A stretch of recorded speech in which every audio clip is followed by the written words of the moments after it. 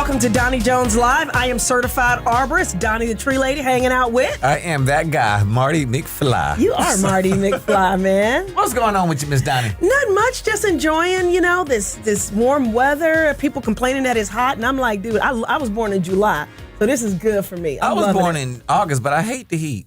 I hate it. Are you serious? I'm serious. I'm saying I started sweating and all of my places get moist and everything. That ain't good. Silly. That ain't cool. I stay in the house. I stay inside. God. Well, see, I can't stay in the house because, I'm in the tree care industry, and that's kind of, it kind of is part for the course. And you wear long sleeves out there too, right? I do. And the reason why I wear long sleeves is because when I'm out there and it's hot, it protects my skin.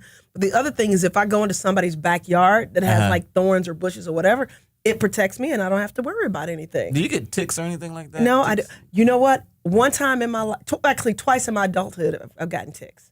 But you just take you take tweezers, you heat them up on the end, and then you grab the tick, and then once they feel the heat, they release off of your skin. Once they feel the heat? Yeah. I thought you just grab that thing and yank it off. No, because if you leave their head in there, I think that you can get sick. And we're just going to change subjects because I already see the look on your face. I said, no, this is a Christian show. You see me say Christmas. Christian, yeah, I can't even say it right. But I've been doing great. I'm still trying to promote my little raggedy concert. Service thing. It is not raggedy. I told you to stop calling yourself raggedy. No, it ain't raggedy, but that's how I'm trying to position it. Right. Because if I said it was classy church, people wouldn't come. But if I said it was a little raggedy thing holding the wall, then they're going to come because they'll feel more comfortable. We got communion in the beginning and at the end of church. Well, you know what? I love what you're doing. You know why? We're doing communion all through the service. No, strong too. We got Jiffy cornbread. That's that home stuff. You got some greens, man. Collard greens too. You dip the collard green and the bread, and then you take that strong cognac. Yep. Oh my gosh, I'm gonna hurt you. Did he say cognac? Exactly. We ready to go. Communion with cognac. But let's talk about our guest, okay? Because we have a guest this week that I'm really proud to have on our show. I really am. She's an amazing woman. I've known her for a few years, and she's a friend to DoniJonesLive. Yes. And she's an inspirational woman. She's also an author. And she's out there kicking the doors down and allowing everybody into the church and changing lives. And I'm talking about the prophetess Cint Gilstrap. Yeah. We gotta get some. Yes. What do we got? Yeah. And she was on the show the other week too. She was. I had to throw that little tidbit in, and she rocked the house that night. Yes, she did. I'm serious. Amen. She did so good. I went back to the accountant and had to give her some more money because I was like, she really worked. She did her thing. So you went from $5 to $10. Okay, really? he rocked it out for you. But welcome, Cint. How are you doing? Thank you. I'm wonderful. I tell you what, it's a blessing to have you on, and I see what you're doing, and you're moving and grooving and growing your ministry. What's going on with you now? Just trying to be obedient to whatever God tell me to do. Yeah. There's no format how you do it. You just do what comes natural. Yeah. And this is what comes natural. So this is what I'm doing. Well, I got to tell you, because I've heard you on your calls before. I've seen you on Facebook Live. I've actually seen you preach and stuff. But to be in the room while you're preaching, I was like, she blew my socks off. She did. Wow. I was like, okay, as a pastor of my church, I was like, well, I can't bring her back here. They're going to start like, well, when she going to come back? Like, no, you can't preach here on a Sunday.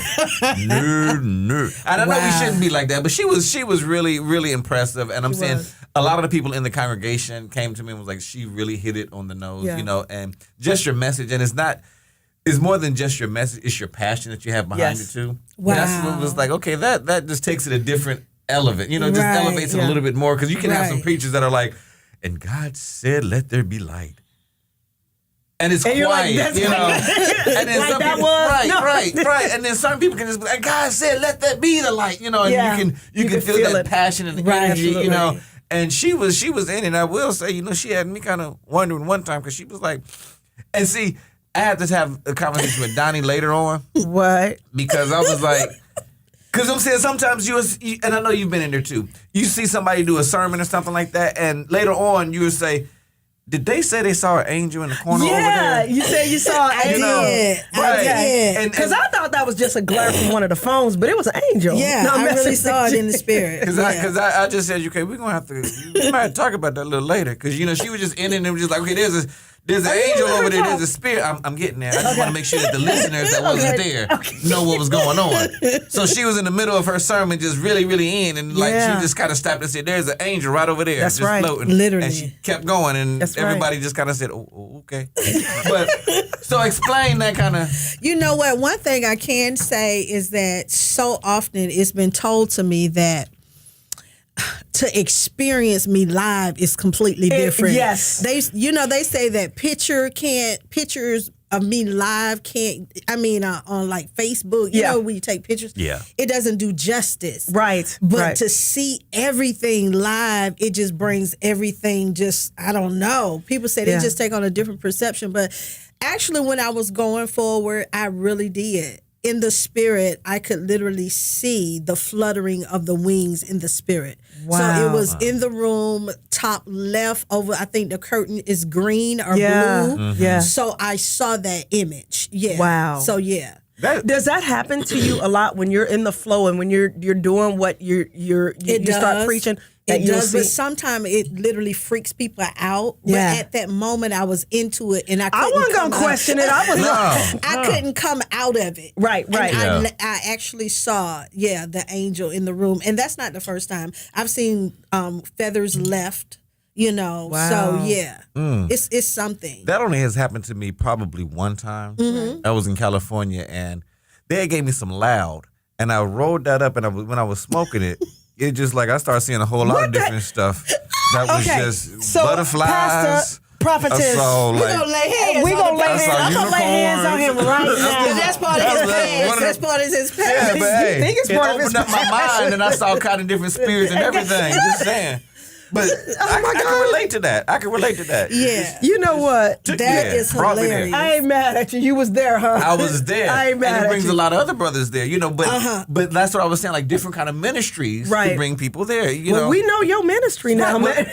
I'm just saying, you know, because she has a powerful following. Yes, she does. Because when she does her phone stuff, and I not trying to make a joke or anything, but I do believe seeing you live. Is a different experience. It is. It's totally different. You know, because I have heard you on the prayer line and everything, and it's okay, that's cool. But tell us how you got into ministry, Cint, because the reason why I always kind of go back to this is because when people see a woman of God like you, and they see how powerful you are, they don't know your story, and they look at you and go, "I can't do that," right? Or "I can't get there," or "Is God? How can God use me? And I'm so messed up."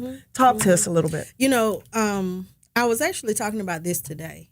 And it's amazing because I said people always look at the book. Mm-hmm. They always look at the book, but they never open it to read it. Oh, they look at me, because in ministry, and it's sad, we deal with so much jealousy and competition. Yeah. That's just the bottom line. Something else. That is so heartening that we have to deal with that, but we really do. But you look at a person outside and say, you know what, she dressed nice, she's a pretty girl, a pretty woman, she don't need anything. Yeah. But that's not true. Yeah. Because you don't know what it takes for me to have to get dressed up. Right. You don't understand how I need to beautify myself in order to encourage myself. Yes. Because I've dealt with low self-esteem. Yeah. I dealt with, suicidal thoughts.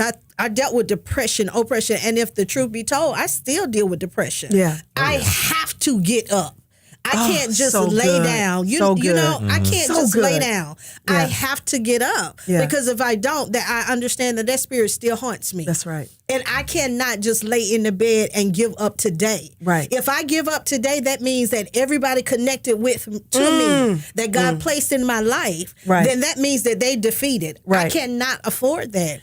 So dealing with, molestation, dealing with rape, dealing with homelessness, dealing with, having to the death of my mom, dealing with all types of obstacles and challenges in my life, being a single parent. Yeah. So all of these things just played an intricate part of I've got to change because if I don't, I'm going to die in this. Wow. Oh, yeah. And the beauty of it is you didn't die in this. Exactly. But you're still, I like talking about entrepreneurship. Absolutely. And being a pastor, you still are doing your own thing. Absolutely. And for me, when I go through stuff, and people don't understand that I go through stuff too. Right. And don't want to get out of bed. Right. But you've got to find a way to get out of bed. You have to. And to hear you be transparent and say, you know what, I still struggle sometimes with depression. What do you do on a daily basis whenever you do go through depression, what do you do to get to that next level and to wake up? But one thing we have to consider for me is that I need God. I cannot have him. Yeah. The strength that it gives me, without having a higher power in my life. Yes. I have to have someone in my life that I'm dependent on to bring me through. Yes. And I knew that the transition for my life, only he could do this. Yes. I knew that I was headed to literally, my daughter saved my life. And I knew that. And I need you to speak on, I want to talk about that when we get back, because a lot of people think that when challenges happen, that God is cursing you. Oh, no. But sometimes God is blessing you to be able to get to another day. To get to another place in your life. That's Absolutely. beautiful. Absolutely. You know what? We gotta hear more of this story on the other side of this break real quick. Absolutely. We definitely want to hear more about this. Because I got a couple of different questions to ask you. I see it just came in your forehead. You saw it on my forehead. I know I'm light skinned and it's kind of transparent sometimes. You can almost see it. Because it made me just think a couple of different things. But it's like, you know what? If somebody wants to get a part of your ministry, be a part of your prayer line, how can they reach out to you? How do they sign up? Actually, you don't have to sign up. You just find me, Google me. I mean, I'm on Facebook, and spell it so that people can know. Absolutely. Cint Gilstrap, CINTGILSTRAP Ministries @gmail.com or Cint Gilstrap, the same thing, or .com, and that's my website. So basically, if people get on Google and just put Cint, there you go. Google me. I love it. Easy. Right. But I wanted to get on the prayer line. Because that one is the hot one too. Well, let's talk about that when we get back. I'm Doni the Tree Lady hanging out with Mardy McFly. And we will be right back. Yeah.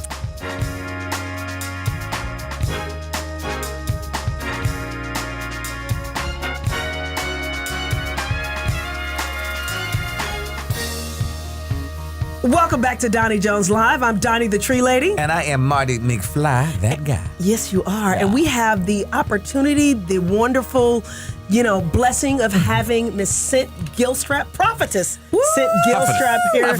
And I'm telling you, we were getting into her story, but I didn't want to get too deep in our last segment because I didn't want to get cut off. But see, we can get cut off now.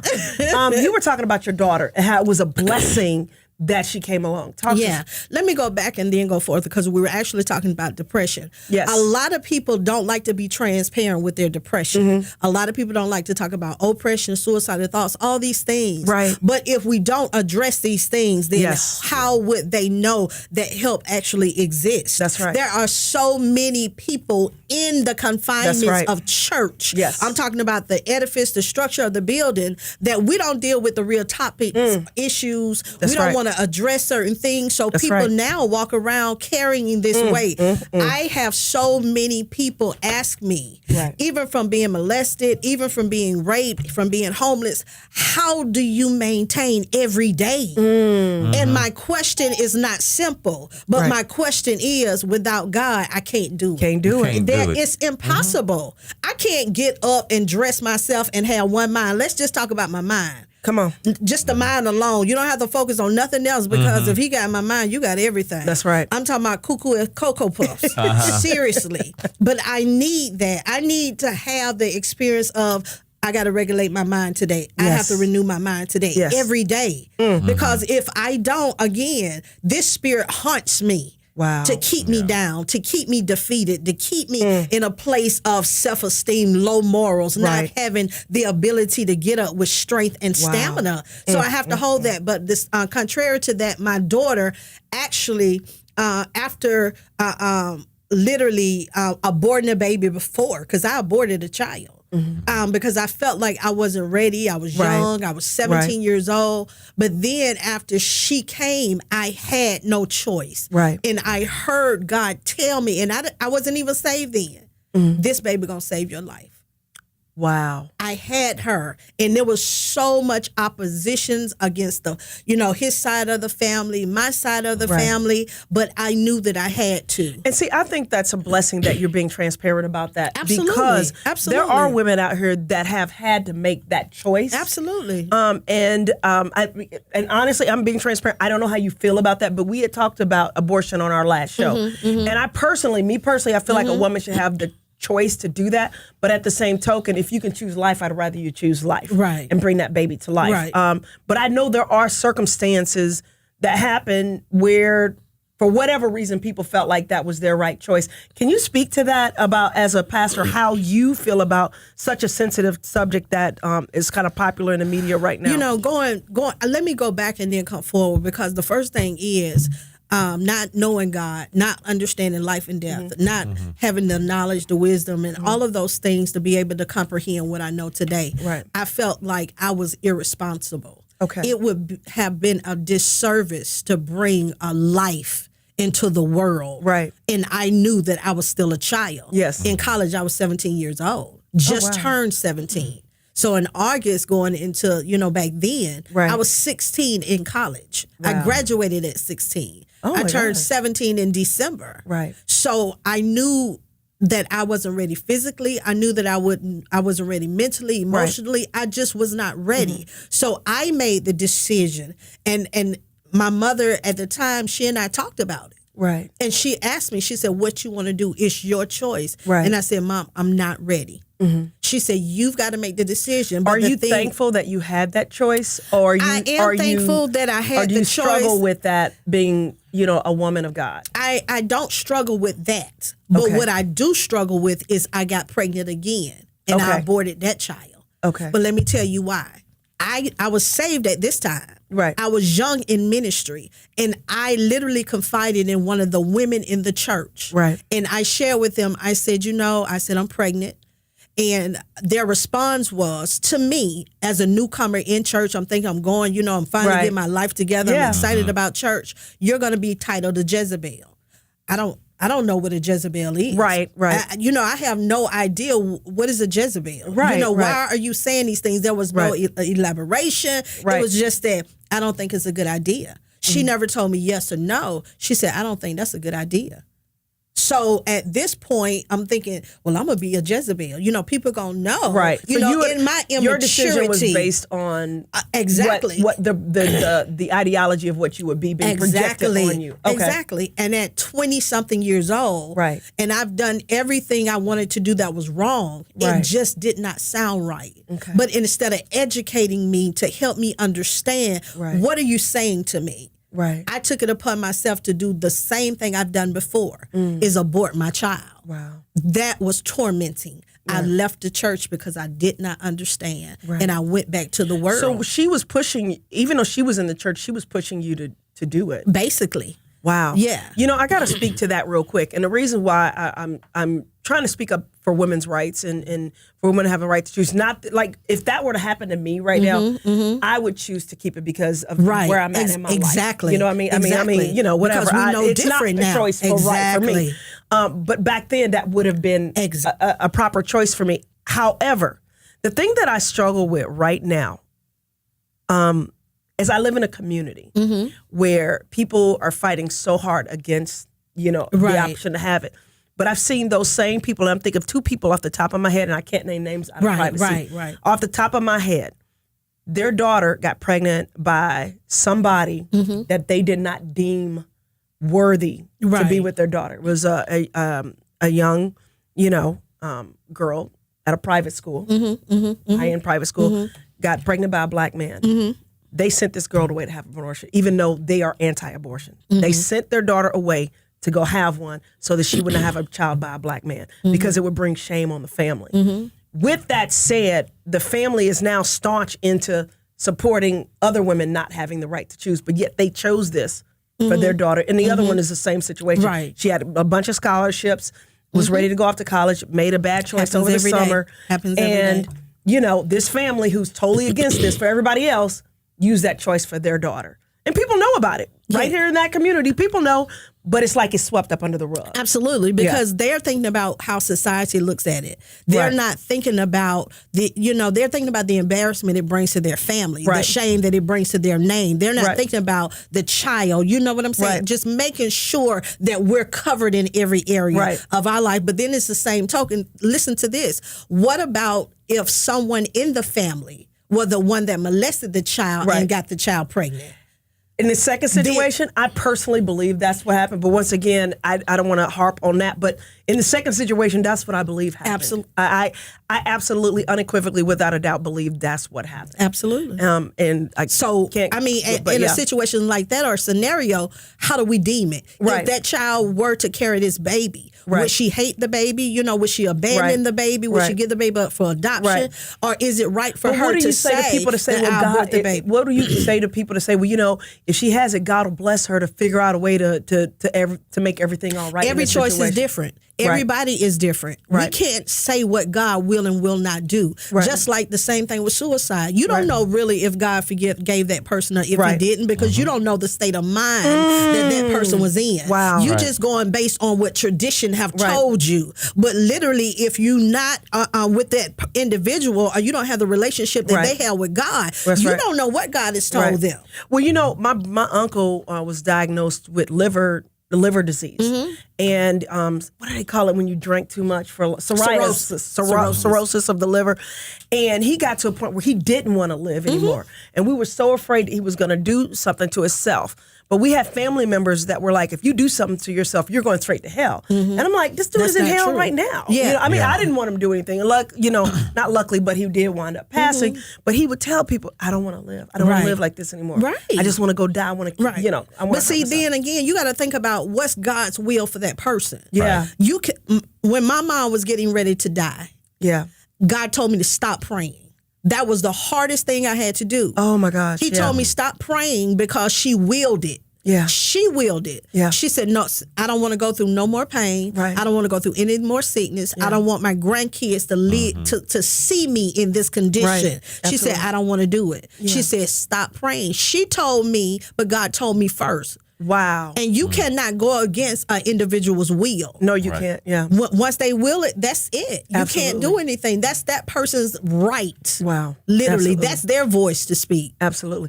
Real quick, tell us about your book. And guys, by the way, we're talking to Prophetess Cint Gilstrap. She's an amazing woman of God. She's out there kicking the doors down and opening up her heart and her church and her ministry to people that are lost. You know, maybe not so much physically in a building, but going out there preaching the word in a way to where people can feel touched and led by God. And I think that is a beautiful thing. How do people get in contact with you again? You can Google me, Cint Gilstrap. I'm there. You can go to my website, CintGilstrapMinistries.com. Also, Testament Tuesday, every Tuesday. Yeah, that's what I was looking for. Pastor Marty, love That it. Testament Tuesday. Every Tuesday, 8:30 Eastern Standard Time. We're on my conference call line. So, yeah, you can find us there, as well as now I'm doing a fill-up station every Wednesday live, Facebook Live at 9, from 9 to 10 p.m. So my book is Stolen, The Shattered Years of My Childhood, and that's in regards to my me dealing with molestation. Okay. And then now I'm writing a book, Wounded at the Altar, and dealing with the focuses of church hurt. And that's really deep because we have we have a lot of young women that come in church. Right. That now becomes the PERY. Yeah. And we have people in powerful positions that prey on these individuals by coming behind the scene. So that's what the book is about, and I'm very excited about. We're excited to hear more about it. Ain't no stories about me in there. I just want to make goodness. sure. Not one. Okay. Just want to make sure we clear on that. You know, we cool. Definitely. But leave my name. Leave it out. Leave leave it out. Leave it Don't say nothing. I don't know, Cint. I think he want his name in there somehow. For the good side of it, the good thing. Yeah, that's what I'm saying. The good You know, thing. you're not I was praying a on good the pastor. No, I ain't praying on no. Yeah, I'm I just pray saying. with them, but I pray on them. There you go. You guys, this is Doni Jones Live. I'm Doni the Tree Lady. And I am Mardy McFly. And we're going to hear more from you on this next segment, aren't we, Marty? Sure, why not? Okay, we'll be right back, y'all.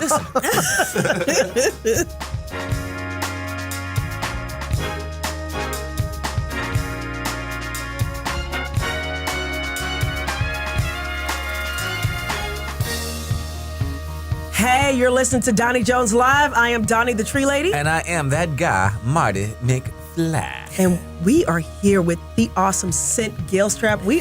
She's bringing heat today, boy. She's bringing that fire. But she brings heats every day. All the time. She do. So let me ask you a question. You know, everybody has different ways that they formulate their sermons and stuff. What is a setup, or what is how do you get set up for your sermons? Is there any kind of formula that you use?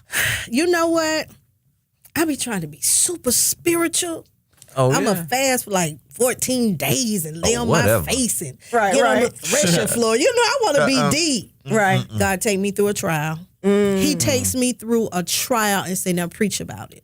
Wow. Literally. Yeah. The majority of the time when I'm preparing to preach. Yeah. And this sounds so crazy, but he don't do me like he do everybody else. Right. Literally, I go through something and I experience something, and literally, if I'm writing it down, he'll change it as soon as I get in the pulpit. He said, now preach to my people what I give you. Literally. So a lot of times I'm going just from the Spirit, and that's how he allows me to operate. And it's so amazing, you know, that he does me like that, because I really be trying to be deep. Right. But it does not work. Like, it but don't you know, work it's for funny me. you Like, say that, because seriously. I'm writing a book called It's Not That Deep. Seriously. It really isn't that deep. You Like, know what I mean? really not. You know? Like, it's really not. And a lot of people, a lot of times they ask me the same question, Right. but I can't give you a deep answer, because God don't deal with me the way he deal with everybody else. But here's the thing, though. I kind of believe what you're saying in a way that's even bigger than that. I don't believe that God is as deep as people try to act like he is. He's right there. He's closer than a brother. You know what I mean? He's like right all up in your grill, and you don't have to go find him someplace. Right. And the thing about your ministry is you open that up for people, that they don't have to be so deep to get to God. But you know, what's funny is like sometimes we'll try to get so deep and we can achieve that. We miss and it. then We miss none of the it. people in the congregation can. They be like, what? Y'all was so deep. It's like, huh? Right. What kind of wood y'all been using? Right. You know? Right, absolutely. And it's like, oh, y'all need the simple version of it. Yeah. You know, when I move, you move. Just like like that. You know, that's the simplest. But that's true. And they can catch that. I'm Yeah. saying I heard that the other Sunday. That's what I was gonna tell you. My whole Repeat that. congregation. Yeah, I was telling the last show, I was explaining a situation with me and God, in a sense, where I was in the bed and I couldn't get up. You know, and you know, in a sense, a ludicrous song came on in my head saying, "Stand up." You know, you move. You know, when I move, you move, just like that. And when I started saying that in the service, the whole congregation was saying, They were just involved like that. They were Yeah. involved. Just like that. And they connected more. But now, if I wanted to go deep, like how this chapter goes with this chapter, and how the Old Testament, when they lifted up the serpent in the Old Testament, you know, it meant about them lifting up Jesus in the New Testament, and it goes over their head. Right. And it's like, oh, that's a really great Bible study that I get nothing out of. You know, a lot of people want ministry now that literally compares to their life. How can I see myself in what you're saying? Right. What is the comparison? How can I apply that? How can I apply it? We are in a different generation and era. You were bringing up young people, and I want you to talk a little bit about how you were saying now young people are looking for the truth right now. And they are. Yeah. They are. Believe it or not, a lot of our young people hurt so bad. Yeah. And being super spiritual don't work for them. Come down to my level. Right. And a lot of the young people around me, they say, Apostle, we like you because you're not judgmental. You don't judge us. Right. I don't care what they've been through. And, you know, to be extremely transparent, if they're dealing with lesbianism, if they're dealing with molestation, if they're dealing with homosexuality in any type of way, I'm not here to judge you. Right. I'm here to assist you in whatever way or capacity that I can to help you get through these things. Right. And that's what they look for. How can I apply what you're teaching me to my current situation? A lot of my women that I deal with on a day-to-day basis have mommy issues. Yeah. You know, how do you help me get through my mommy issue? Right. You know, what are you saying? And they don't want to hear no thuses and thous and this and that. Well, you know what? You can't just you can't be Moses and boom, the writing on the pillar and the stuff. And they want reality. Yeah. And if I could just throw this in, when they can see you as a real person. Exactly. And not one of those holier than thou, like you're saying. You know? Yes. Because it's like, for me, I connect more with young millennials or younger individuals, especially if I'm sitting there and I pull out a beer or if I cuss. You know, and that's not something I'm not using that as my first foot. That's not your crutch. You know, that's not my crutch. But you naturally, you'll have a beer once in a while. Right.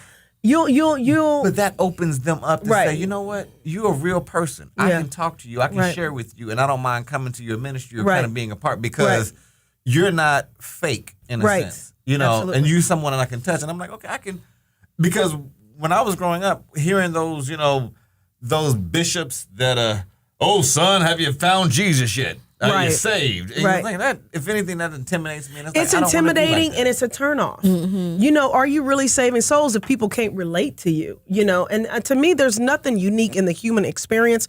But when you set yourself on a pedestal that you're like above and beyond the people that you're serving, how are you going to affect change if those people can't relate to you? You can't. You know? You can't. And that's when you talk, going back to your book, your transparency in your book and the one that you're writing right now is so inspirational, you know, and I think that's why you have so many millennials following you. You know, one thing, I take a lot of advice from them because they teach you what we don't know. Yeah. And it's that gap, that the bridge that we really need, that bridge of knowledge and understanding in order to tap into their era, in order to bring them closer to God. Yeah. And that's what I do. And the other thing is they share see through stuff. Yeah. Like if you go through, if you they gonna see it.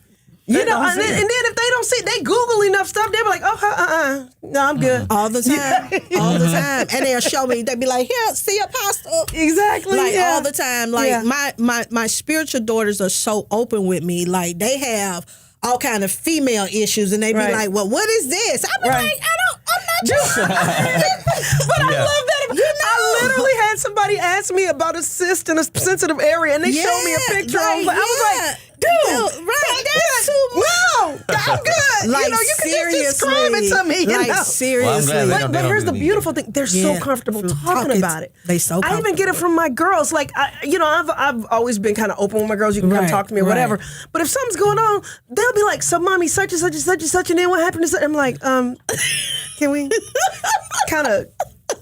You know, so, but I love that though, to be that comfortable. Yep. And I think that's how ministry should be. Yeah. I mean, that don't mean we get up on stage at church and be, too super. Right. Well, you know, it's been told to me so often, you know, I'm too radical. I'm too transparent. But I bet you that's the old folks telling you that. You know, I need to come down in order to be connected to certain organizations. Then I can't say those certain organizations things. are dying. You know, I'm just saying. So, like, seriously, I have had people tell me these things. Like, you know, you too radical. Like, you cannot preach and, you know, act. Jesus was radical. Wait, that's what I was about to say. Jesus is radical. Seriously. And then at the same time, I think preaching now is shifting from the old time. That it's, and I love it. And I hate to say it like this, but it's really, for me, truthful. You got to be a little bit entertaining. You have to. You got to be entertaining in order to capture people's attention. And but I'm not talking about absolutely. I joked about it. I'm not talking about Bible theatrics where it's just him and Han. Right. I'm talking about entertaining to the point where you're getting your point across. You're speaking the word into them, but you're not just doing theatrics with your voice, or the music isn't just coming in at a certain moment to make them feel a certain way. Let me tell you, not that. I would say sometimes all of that plays a part. You know, the music plays a part. You know, now in my church, we're not going to do shouting music, you know, just because of my culture in my church. But it is a thing where I don't know. She was there. I know that's why I'm doing a different kind of service for people like, you know, for her. But you know, there they go, the people like you. Yeah, for people like you, right? You gotta identify those kind of Christians, the ones that like to really let their hair go. You know, But but see, that's in a sense where they're getting away from sometimes. Right. That I do want to get back to. You know, and in certain, how they say, corporate church, they don't do that. You know, they don't have the testimony service no more on Sunday morning. Right. You know, but it is a little bit more structured. Right. You know, but I really want, back in the old days when they had the revivals and you could just be you. Right. You know, you get up there, you can sing a song however you want to sing it. It could be slow, fast. That's what I'm talking about. We got to get back to, because I love testimony. Like when my grandmother's church, she was Methodist, but and before service started, actually no, after service, you get the songs and everything, and people would talk about what God had done for them in their life.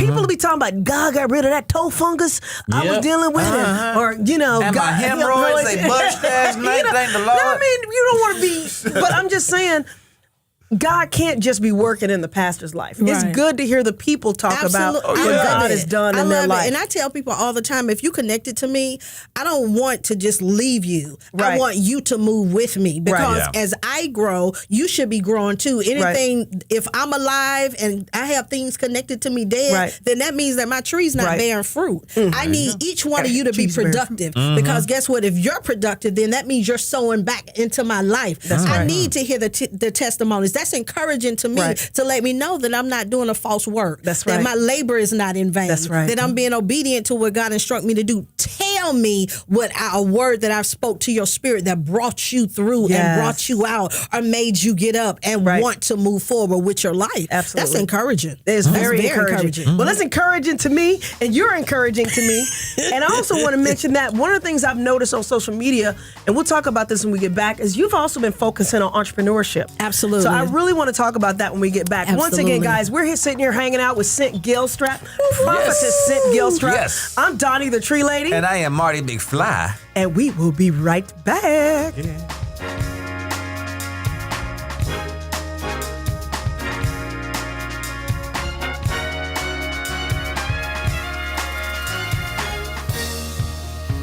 Hey, welcome back to Doni Jones Live. I am Doni the Tree Lady. And I am that guy, Mardy McFly. And we are here with Cint Gilstrap. Yes. What the heck? I just jacked your name up. Gil. You know what? She did a show. She did that event in my and I was messing it all up. The whole Cint Gilstrap. I know, but I know it because we Chris. I said Gil, Chris, Cynthia. Oh my God, I was so mad at you that night. I'm like, I know. How could you jack her name up? I'm trying to do better. I am really trying to do better with names because a lot of times Do you know my name?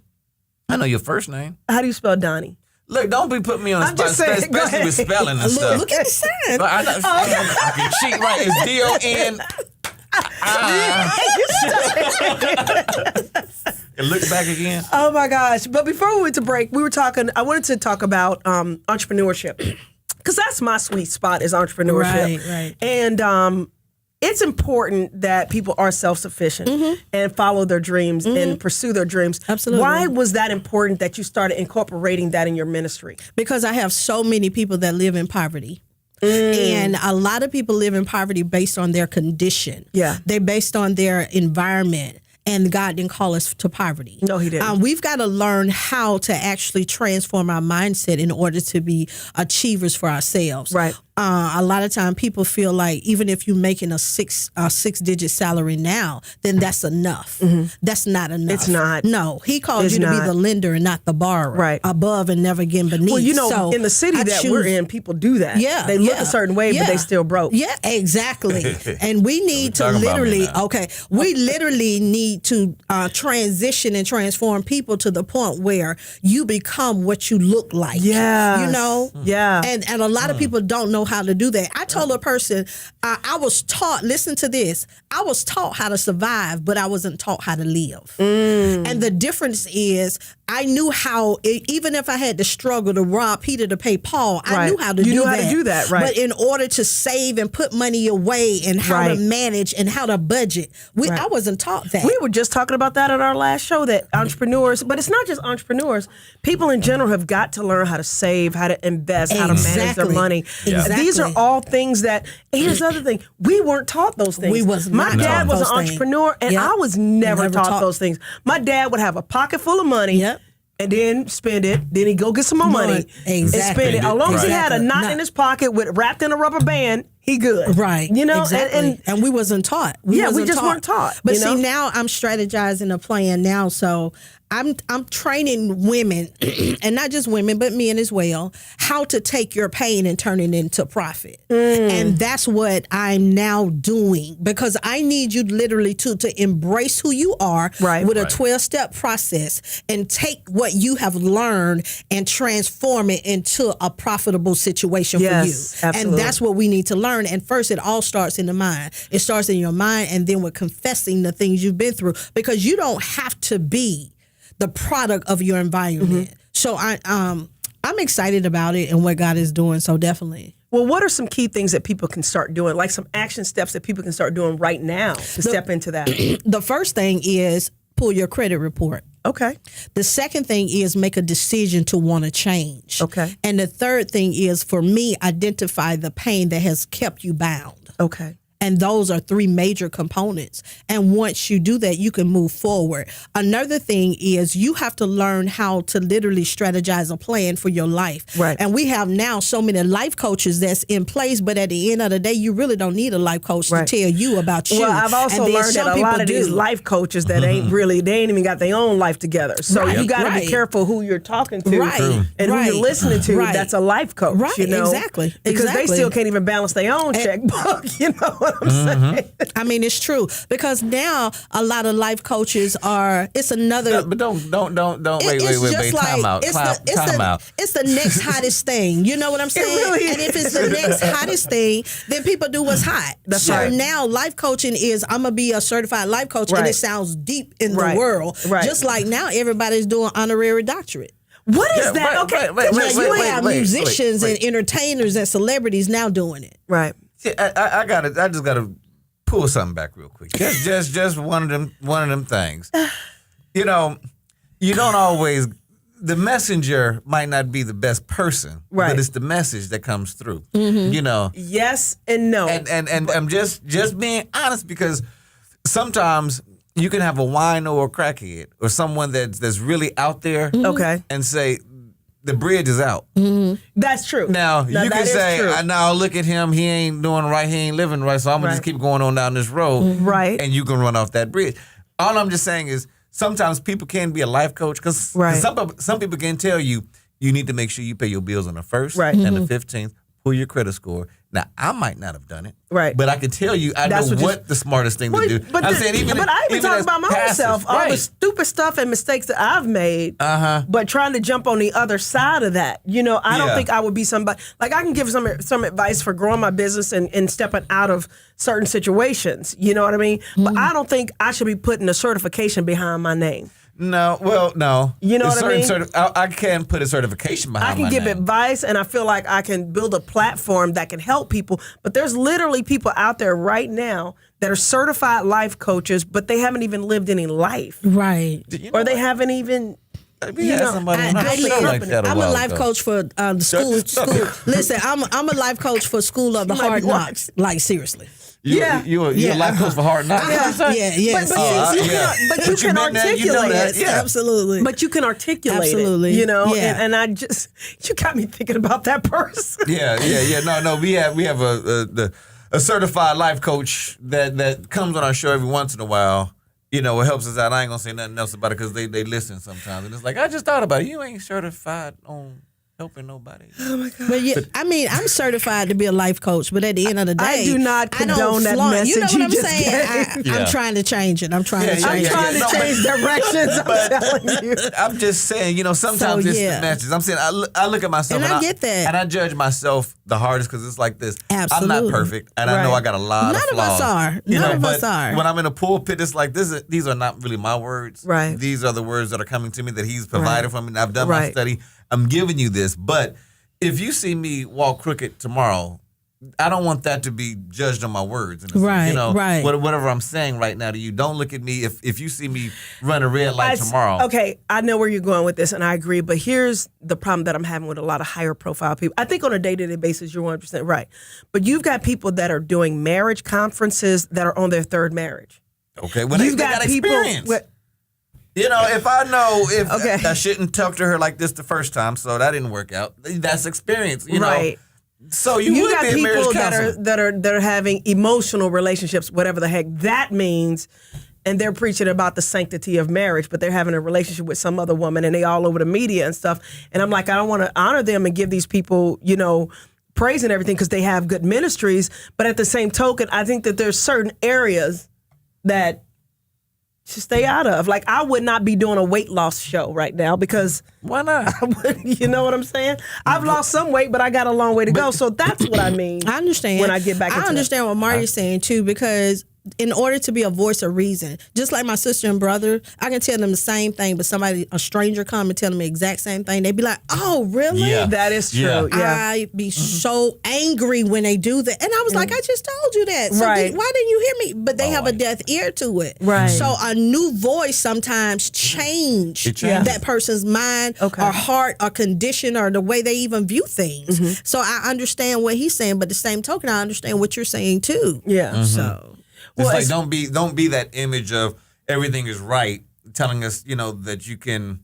Here's how to have a perfect marriage when your marriage is all jacked up. Yeah. Right. That's all. That's all. Yeah, and I understand, but it makes perfectly good sense, though. Yeah. I mean, if you gonna be my life coach as far as marriage, tell me you've been married 60 years, 50 years, 30 years, 20 years. That's my point. But here's the But thing. then I hear you too. And here's the thing, because experience is the greatest teacher. Like I had a situation with a minister that went into the prison system, and he wanted to talk to these guys about being addicted to stuff. And they're like, brother, you ain't been addicted to anything. Yeah. How can you tell me how to be back to the millennium mindset. Right. Yeah. And he had to say, well, I was addicted to donuts, and Krispy Kreme when I was in college. And it's like, really? Yeah. Really? You so can't sometimes tell me it's like, anything. Right. You can't tell me anything. if you haven't walked through these, You haven't walked the walk, but you have walked the walk. Yeah. And that's what I love about what you're doing. What's next for you, Cint? Yeah. Let me see. I will be traveling this year. I'm working on a play. Actually, I'm working on writing 2 books. I'm going to try to bring out 2 books this year. So I'm going to do Wounded at the Altar, and I'm going to do Stolen Part 2. Okay. So yeah, I'm gonna end that one in part 2. Now, are you trying to get a church building or a church congregation and all? I keep running away from it. But actually, I think I'm gonna call it. Listen to God. Headquarters. I was trying to fix it. I'm messing with you. Go ahead. I need a headquarters. So that's what I'm focusing on. A location where, if we desire to gather, we'll gather at the headquarters. So that's what I have. But to call it a church, to call it a ministry, I don't want to do that, because I don't want people to feel like they cannot be a part of what God had. First of all, Jesus came to save the sinner. So while we have more church folks that's been in church forever, my goodness. at the altar literally all the just said time, we have a revival for the church people. No, I'm trying to have revival for the sinner. Right. But that's why I said you're kicking the doors down. Right. You're Yeah, actually kicking the doors down. You're going through the doors, and you're going outside and meeting the people where they're at. I love it. We just fed the homeless a couple of weeks ago. It was amazing. Actually, I didn't make it because I had surgery, but my team still went out there, and we fed over 250. Wow. So I'm so excited just to do my part. You are doing your part. Once again, how can people get in contact with you? Actually, you can find me on Facebook, Instagram, and Twitter. I'm Cint Gilstrap Ministries. Prophetess Cint Gilstrap. I'm Cint Gilstrap _CGM. So you can definitely find me. Social media, Google me, Facebook, Instagram, Twitter. Also, Testament Tuesday, every Tuesday, Eastern Standard Time. I am on 8:30, 404-891-6566. Testaments Tuesday, every Wednesday, live Fuel Up Station on Facebook. Awesome. Well, I love what you're doing. I love being here. I love being here with you too, Marty. Yes. Yep. And I ain't got nothing else to say. This was awesome. Until next week, I love you. You're listening to Doni Jones Live. Yes. And I'm Doni the Tree Lady. And I'm Mardy McFly. See ya.